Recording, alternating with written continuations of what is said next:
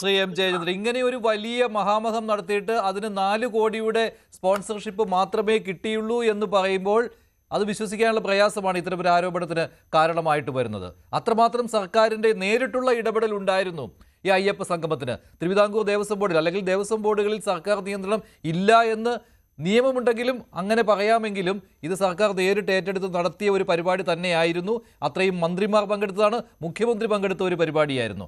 എന്നിട്ടും ഇത്ര കുറച്ച് സ്പോൺസർഷിപ്പ് പ്രതീക്ഷ അത്രയും പോലും വന്നില്ല എന്ന് പറയുമ്പോൾ സംശയകരമാണ്. അദ്ദേഹത്തിന് അവസരം കൊടുക്കുക. ശ്രീ എം ജയചന്ദ്രൻ, ഇതിലുള്ള ഒരു പ്രശ്നം എന്താണെന്ന് അറിയാമോ? ഇത് പിന്നെ മഞ്ജുഷ് ഇത് പറയുമ്പോൾ എനിക്കത് ഉൾക്കൊള്ളാൻ പറ്റുന്നില്ല. ബാക്കി പാനലിസ്റ്റുകൾക്ക് അവരവരുടെ വീക്ഷണങ്ങൾ പറയാം, അവരുടെ പൊളിറ്റിക്സ് പറയാം, അതൊക്കെ അവരവരുടെ സ്വാതന്ത്ര്യമാണ്. കാരണം അവിടെ ഒരു പിന്നെ ഹൈക്കോടതി നിയമിച്ച ഒരു സ്പെഷ്യൽ കമ്മീഷണർ ഉണ്ടല്ലോ, ജഡ്ജ് ശ്രീ ജയകൃഷ്ണൻ. അദ്ദേഹത്തിന്റെ റിപ്പോർട്ടിന് അദ്ദേഹം ഹൈക്കോടതി സബ്മിറ്റ് ചെയ്തിട്ടുണ്ട്. ഇതുമായി ബന്ധപ്പെട്ടുള്ള കണക്കുകൾ അദ്ദേഹത്തിന്റെ ഒരു ഓഡിറ്റിംഗ് ഉണ്ട്, അത് നടന്നിട്ടുണ്ട്. അദ്ദേഹത്തിന്റെ ഓഡിറ്റിങ്ങിലും ഞാൻ മനസ്സിലാക്കിയെടുത്തോളം അത് അദ്ദേഹത്തിന്റെ ഓഡിറ്റിങ്ങിനെ സംബന്ധിച്ച് എനിക്ക് യാതൊരു തരത്തിലും പിന്നെ വ്യക്തത വരുത്താൻ കഴിഞ്ഞിട്ടില്ല. എങ്കിലും ഒരു അനുമാനം പറയുകയാണ്.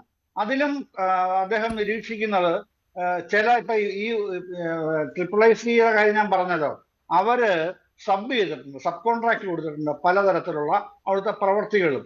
ഈ സബ് കോൺട്രാക്റ്റിൽ ഉൾപ്പെട്ടിട്ടുള്ള ആൾക്കാരുടെ മുഴുവൻ പിന്നെ ബില്ലുകളും കൃത്യമായി കിട്ടിയിട്ടില്ല. ഒന്ന്.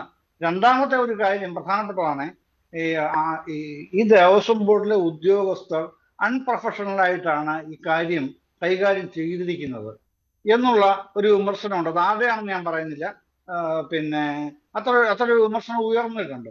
അപ്പൊ അതൊക്കെ പരിശോധിക്കുന്ന ഘട്ടം വരുന്നുണ്ട്, ഇപ്പൊ തന്നെ വരുന്നുണ്ട്, ഇന്റേണൽ ആയിട്ടാണത്. മറ്റൊരു കാര്യം, പിന്നെ നിയമപ്രകാരം നമ്മുടെ ദേവസ്വം മാനുവൽ പ്രകാരം ഗവൺമെന്റിന് ഇടപെടാൻ കഴിയുന്ന 2 കാര്യങ്ങളിലാണ്. ഒന്ന് ഓവറോൾ അഡ്മിനിസ്ട്രേഷൻ, 2 പിന്നെ ലോ ആൻഡ് ഓർഡർ മെയിൻറ്റെയിനിങ്. അപ്പൊ അങ്ങനെ ഈ പൊതുഭരണ നിർവഹണവും ക്രമസമാധാന പാലനവും അല്ലാതെ ദേവസ്വം വകുപ്പിന് അവിടെ ഇടപെടാൻ ഒരധികാരവുമില്ല. ദേവസ്വം മാനുവൽ പ്രകാരം തന്നെ ഡേ-ടു-ഡേ അഫയേഴ്സ് മുഴുവനും ദേവസ്വം ബോർഡും റിച്വലിസ്റ്റിക് ആയിട്ടുള്ള ആചാരാനുഷ്ഠാന മുഴുവനും തന്ത്രിയും മേൽശാന്തിയും ഉൾപ്പെടെയുള്ള ആ വിഭാഗവും ആണ് നിർവഹിക്കുന്നത് ദേവസ്വം മാനുവലിന്റെ പാർട്ട് 1 and 2 വ്യക്തമായി പറയുന്നതാണ്. അതിന്റെ മറുപിടിച്ചല്ലേ ഇതൊക്കെ നടക്കുന്നത് ശ്രീ? അത് എല്ലാ പൊതുജനങ്ങൾക്ക് മുമ്പിൽ ഇങ്ങനെ ഒരു മാനുവൽ കൊണ്ട് വെച്ചിരിക്കുകയാണ്, ഞങ്ങളൊന്നും ഇതിനകത്ത് ഇടപെടുന്നില്ലേ എന്ന് പറഞ്ഞ്. ശ്രീ എം ജയചന്ദ്രൻ, താങ്കളെ പോലുള്ള മുതിർന്ന ഒരു മാധ്യമ പ്രവർത്തകൻ തിരുവിതാംകൂർ ദേവസ്വം ബോർഡിൽ സർക്കാരിന്റെ ഒരു ഇടപെടലും ഇല്ല എന്നൊക്കെ പറയുമ്പോൾ അത് പൊതുസമൂഹത്തോട് നേരെ നോക്കി നമ്മൾ കളിയാക്കുന്നതിന് തുല്യമായിരിക്കും. ഇതിനെല്ലാം മുന്നിൽ നെഞ്ചുവിരിച്ച് ദേവസ്വം മന്ത്രി ഉണ്ട്. അയ്യപ്പ സംഗമത്തിന്റെ മുന്നിൽ നെഞ്ചുവിരിച്ച് ദേവസ്വം മന്ത്രി ഉണ്ടായിരുന്നു ഏത് സമയത്തും. അയ്യോ ഞാനൊന്നും ഇടപെടില്ല, ഞാനിങ്ങ് മാറി നിൽക്കുകയാണെന്ന് അദ്ദേഹം പറഞ്ഞില്ല. അതേ ഇപ്പൊ തിരുവിതാംകൂർ ദേവസ്വം ബോർഡിന്റെ യോഗങ്ങളിൽ മന്ത്രി പങ്കെടുക്കില്ല, ശരിയാണ്. പക്ഷേ അയ്യപ്പ സംഗമത്തിനായി വിളിച്ചു ചേർത്ത യോഗങ്ങളിലൊക്കെ മന്ത്രി പങ്കെടുത്തിട്ടുണ്ട്. ഇതൊക്കെ എല്ലാവർക്കും അറിയാവുന്ന കാര്യമാണ്, എല്ലാവരും കണ്ടുകൊണ്ടിരിക്കുകയാവുന്ന കാര്യമാണ്. സർക്കാർ ഇത്രമാത്രം ശ്രദ്ധ കേന്ദ്രീകരിച്ചിരുന്ന ഒരു ആഗോള അയ്യപ്പ സംഗമത്തിന് സ്പോൺസർഷിപ്പ് പോലും കിട്ടിയില്ല എന്ന് പറയുമ്പോൾ, എന്നിട്ട് ഇപ്പോൾ തിരുവിതാംകൂർ ദേവസ്വം ബോർഡ് പറയുകയാണ് ഇനി ഞങ്ങൾ അതിന്റെ ബാക്കി സ്പോൺസർഷിപ്പ് കൂടി പിരിച്ചെടുത്തോളാമെന്ന്. അവിടെ അനിൽ വിളയിൽ പറയുന്ന വിശ്വാസത്തിൽ എടുക്കേണ്ടി വരും. കോടികളൊക്കെ വന്ന് മറിഞ്ഞിട്ടുണ്ട്, പക്ഷെ അതൊന്നും അക്കൗണ്ട് ചെയ്യപ്പെട്ടിട്ടില്ല. അല്ല, അതൊക്കെ നമുക്കറിയാം. ഹൈക്കോടതിയിലേക്ക് പോയിട്ടുണ്ടല്ലോ ഇന്ന്. സ്പെഷ്യൽ കമ്മീഷണറുടെ സീൽഡ് കവറിൽ ഉൾപ്പെടെയുള്ള റിപ്പോർട്ട്, ഓഡിറ്റർ റിപ്പോർട്ട് പോയിട്ടുണ്ടല്ലോ. അതൊക്കെ എത്ര ദിവസം ഒളിഞ്ഞിരിക്കും? ഇല്ലല്ലോ, പുറത്ത് വരുമല്ലോ. അനിൽ അത് കിട്ടുമല്ലോ. അദ്ദേഹത്തിന് കുറച്ചുകൂടെ ആക്സസിബിലിറ്റി ഉണ്ട് അവിടെ, അഡ്വക്കേറ്റ് എന്നുള്ള നിലയിൽ എന്നാണ് ഞാൻ വിചാരിക്കുന്നത്. ഹൈക്കോർട്ടില് സേനാപതി വേണുവിനും ഉണ്ട്. അത് വേറെ കാര്യം. നമുക്കൊക്കെ, മഞ്ജുഷിനും എനിക്കും ഒക്കെ നമുക്ക് വേറെ ആക്സസുമാണുള്ളത്. അതൊക്കെ നമുക്കത് കിട്ടാനുള്ള വഴിയുണ്ട്. അപ്പൊ അതിൽ നമ്മൾ വ്യക്തതയോടെ കാണുകയും ചെയ്യും. പിന്നെ ഈ മറ്റൊരു തരത്തിലും ഈ സ്റ്റേറ്റ് ഗവൺമെന്റിനോ യൂണിയൻ ഗവൺമെന്റിനോ ഇടപെടാൻ പറ്റാത്ത വിധം ഉള്ള നിയമങ്ങളാണല്ലോ ഈ റിലീജിയസ് ഇൻസ്റ്റിറ്റ്യൂഷൻസിന് ഉള്ളത്. അത് ഹിന്ദുക്കളുടെ മാത്രമല്ല, ഏത് റിലീജിയൻ ആണെങ്കിലും ശരി ഗവൺമെന്റ് ഇടപെടാൻ കഴിയില്ല. എന്തുകൊണ്ടാണ്?